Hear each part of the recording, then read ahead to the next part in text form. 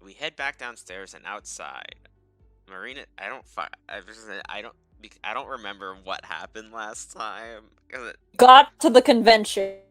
And they took pictures, right? Okay. Marina stays close to me. Our hands comfortably familiar with each other's as we interlace fingers. It hasn't been that long since we were last in the city together, since there's an odd sense of nostalgia to it, because it feels like Marina and I were both different people then. The months since may have as well been years. That's the 2020 feeling.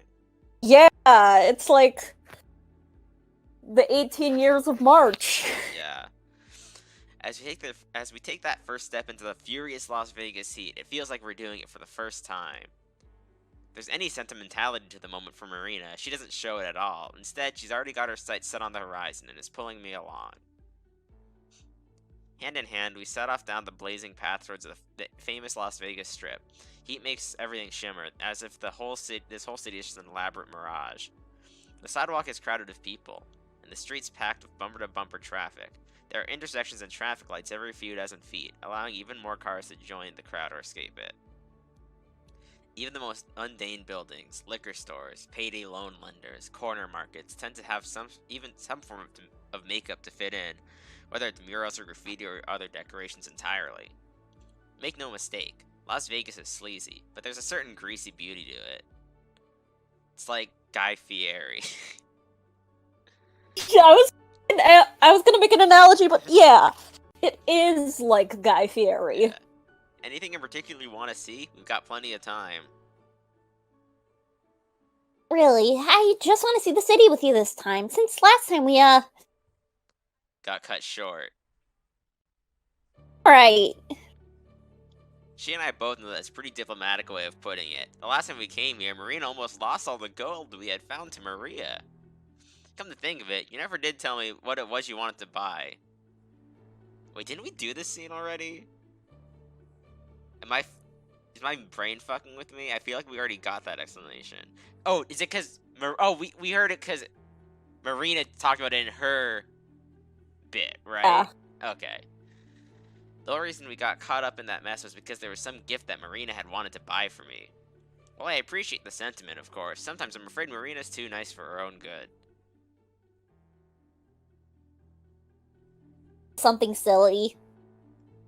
In a city like Las Vegas, which is designed to part innocent tourists from their cash, it's not hard to imagine someone like Marina getting suckered into a bad deal. It was a pyramid scheme. What? I know Amber's joking, but at this point, I feel like Amber should know that, like, Marina doesn't appreciate that specific kind of thing, right? Yeah. Like, Marina does not like jokes about how she's dumb. Yeah. To be fair, even the smartest people can get suckered into pyramid schemes. No! If you really wanted to know, it was a phone. Phones. One for each of us. They were running a deal where if you bought 2 of a certain model, you get a big discount. I knew you'd get upset if I spent our money on something like that, though, so I wanted to try winning enough to pay for them. But that didn't exactly work out. Her face reddens, the lingering embarrassment of that afternoon still on her mind, it seems. It's fine. It's better than it didn't, you know. Why's that? You know why. I don't want a phone. At all. This isn't the first time we've talked about this. Not even the second.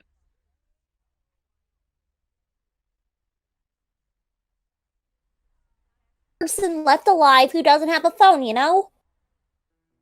Good. That means I'm off the grid. Let's see. I'll just use your phone.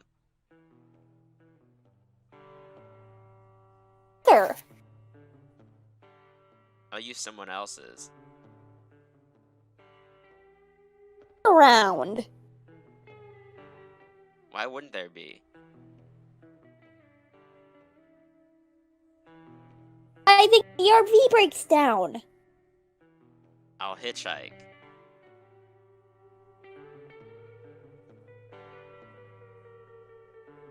Hi.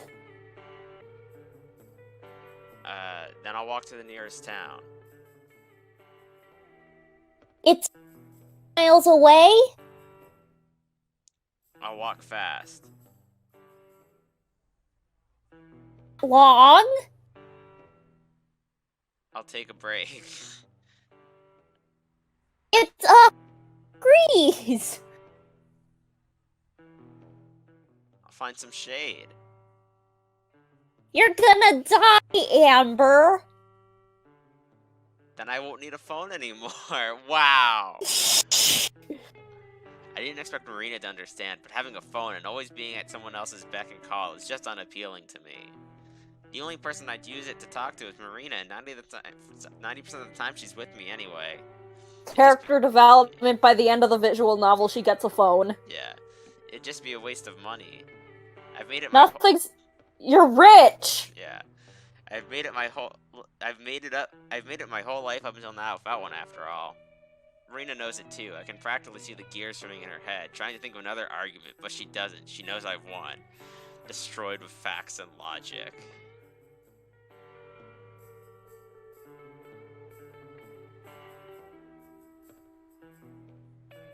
If you say so. I do. Besides, that was months ago, so it doesn't matter anyway, right? Marina only hesitates for a moment.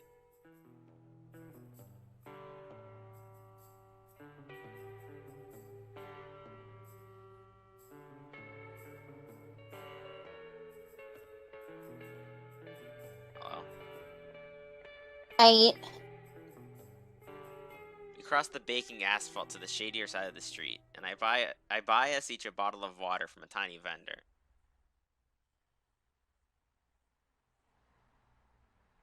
Gifts from last time. You want to go to that candy store? Know me so well. It's the peach rings, right? Yeah. And the gummy bears. And the chocolate almonds. And everything else.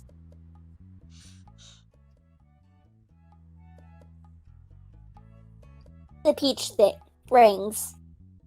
Dork. Cross your fingers that I can remember the way to get there. Marina slides her phone out of her pocket. Want me to? Nah. I'm pretty sure it's this way.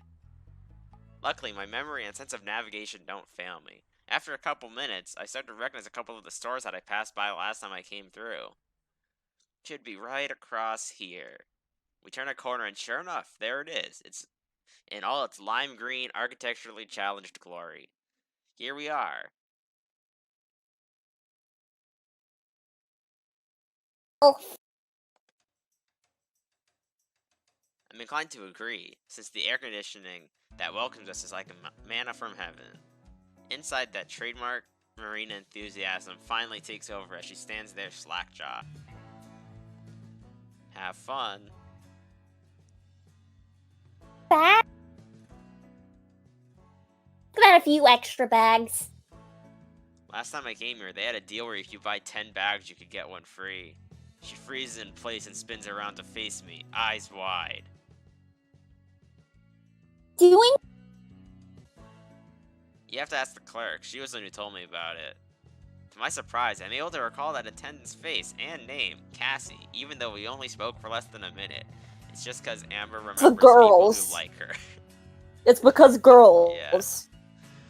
Being in a relationship was still new to me, and it was right after our first kiss, right after our friendship became something more. I don't know why, I started doing like a different voice there, I don't know why.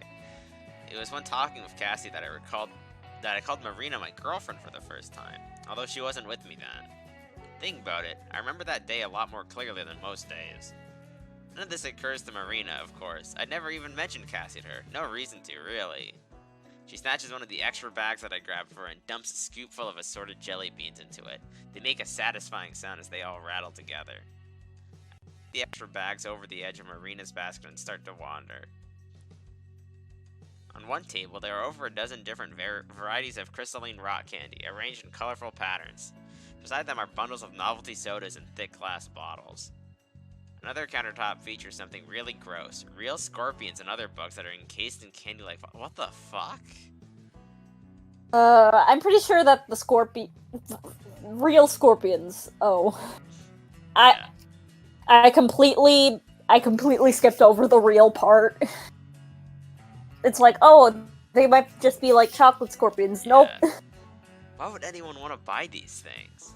Hey, like meat and candy might taste good Yeah. together. Maybe. I don't know. I continue meandering through the store, not finding that much that stands out to me. On the other side, Marina makes a racket as she fills multiple bags of candy. Sounds like she really is intending to make good on that buy 10 bags deal if they're still running it. I turn a Or corner. not. What? It's still like, even if they're not, it's still like 10 bags of candy. Yeah. I mean, yeah, what if you're buying 10 bags, it's not like getting a free bag is that much more candy. Right? It's enough. It's just candy, man. Yeah. I turn a corner past a giant display of foreign chocolate bars and come across a large window that looks into a giant kitchen. Aside from some industrial-strength candy-making equipment, the kitchen is empty except for one uniformed girl bustling around like an agitated bumblebee. Even from behind, I recognize her as the girl who rang me up last time I was here. What are the odds? She wraps a tray off a counter, and I can hear it clanging all the way from here. She dumps something, I can't see what, onto the tray and shakes it. Then she goes to wipe her forehead, and she notices me, and quickly heads in my direction. As she passes through a pair of swinging doors, she's already peeling off her gloves and putting on a customer service smile. Welcome to Sweet Tooth. How can I help you? Oh, I'm just looking around. Know if you need anything. She taps her finger to her chin, clearly thinking about something. I'm pretty sure I know what she's going to ask. Wrong, but you were here a few months ago, right? Yeah, surprised you remember. I was just buying some candy for a gift. Faces. Although I don't think I ever got your name. Amber.